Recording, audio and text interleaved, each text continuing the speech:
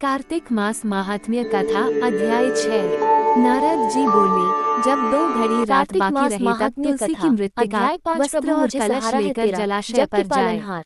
कार्तिक में मास जहाँ महात्म्य कहीं भी की प्रत्येक कथा करूं जलाशय विस्तार। के जल में स्नान करना चाहिए। गर्म जल की अपेक्षा ठंडे जल में स्नान करने से 10 गुना पुण्य होता है। उससे 100 गुना पुण्य बाहरी कुएं के जल में स्नान करने से होता है। उससे अधिक पुण्य बावड़ी में और उससे भी अधिक पुण्य पोखर में स्नान करने से होता है। उससे 10 गुना झरनों में और उससे भी अधिक पुण्य कार्तिक में नदी स्नान करने से होता है।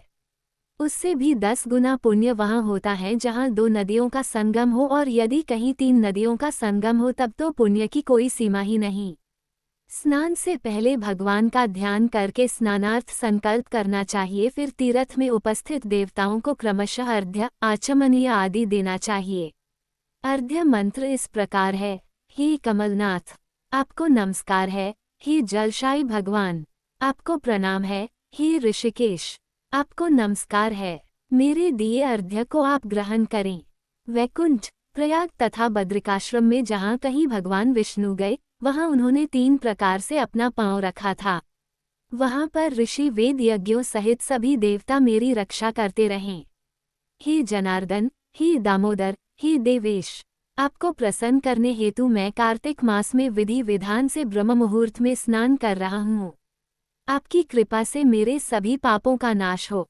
हे प्रभु, कार्तिक मास में व्रत तथा विधिपूर्वक स्नान करने वाला मैं अर्घ्य देता हूँ, आप राधिका सहित ग्रहण करें। हे कृष्ण, हे बलशाली राक्षसों का संहार करने वाले भगवान, हे पापों का नाश करने वाले, कार्तिक मास में प्रतिदिन दिए हुए मेरे इस अर्घ्य द्वारा कार्तिक स्नान का व्रत करने वाला फल मुझे प्राप्त हो। तत्पश्चात विष्णु, शिव तथा सूर्य का ध्यान करके जल में प्रवेश कर नाभि के बराबर जल में खड़े होकर विधिपूर्वक स्नान करना चाहिए। गृहस्थी को तिल और आंवले का चूर्ण लगाकर तथा विधवा स्त्री व यति को तुलसी की जड़ की मिट्टी लगाकर स्नान करना चाहिए। सप्तमी, अमावस्या, नवमी, त्रयोदशी, द्वितीया, दशमी आदि तिथियों को आंवला तथा तिल से स्नान करना वर्जित है। स्नान करते हुए निम्न शब्दों का उच्चारण करना चाहिए। जिस भक्तिभाव से भगवान ने देवताओं के कार्य के लिए 3 प्रकार का रूप धारण किया था, वही पापों का नाश करने वाले भगवान विष्णु अपनी कृपा से मुझे पवित्र बनाएं। जो मनुष्य भगवान विष्णु की आज्ञा से कार्तिक व्रत करता है, उसकी इंद्रादि सभी देवता रक्षा करते हैं, इसलिए वो मुझको पवित्र करें। बीजों, रहस्यों तथा यज्ञों सहित वेदों के मंत्र कश्यप आदि ऋषि, इंद्रादि देवता मुझे पवित्र करें। अदिति आदि सभी नारियां, यज्ञ, सिद्ध, सर्प और समस्त औषधियां व तीनों लोकों के पहाड़ मुझे पवित्र करें।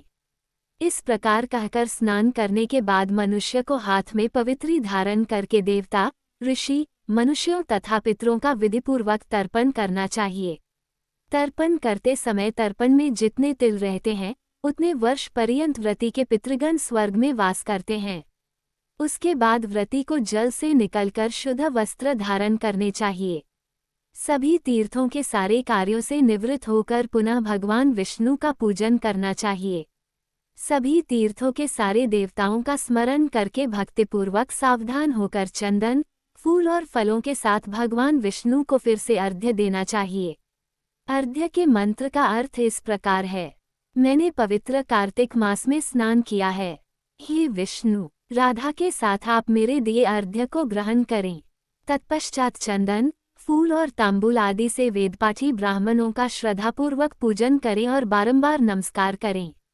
ब्राह्मणों के दाएं पांव में तीर्थों का वास होता है, मुंह में वेद और समस्त अंगों में देवताओं का वास होता है। अपने कल्याण की इच्छा रखने वाले मनुष्य को इनका न तो अपमान करना चाहिए और न ही इनका विरोध करना चाहिए। फिर एकाग्रचित होकर भगवान विष्णु की प्रिय तुलसी जी की पूजा करनी चाहिए, उनकी परिक्रमा करके उनको प्रणाम करना चाहिए। हे देवी, हे तुलसी, देवताओं ने ही प्राचीन काल से तुम्हारा निर्माण किया है और ऋषियों ने तुम्हारी पूजा की है। हे विष्णुप्रिया तुलसी, आपको नमस्कार है। आप मेरे समस्त पापों को नष्ट करो। इस प्रकार जो मनुष्य भक्तिपूर्वक कार्तिक व्रत का अनुष्ठान करते हैं, वे संसार के सुखों का भोग करते हुए अंत में मोक्ष को प्राप्त करते हैं। जय विष्णु भगवान।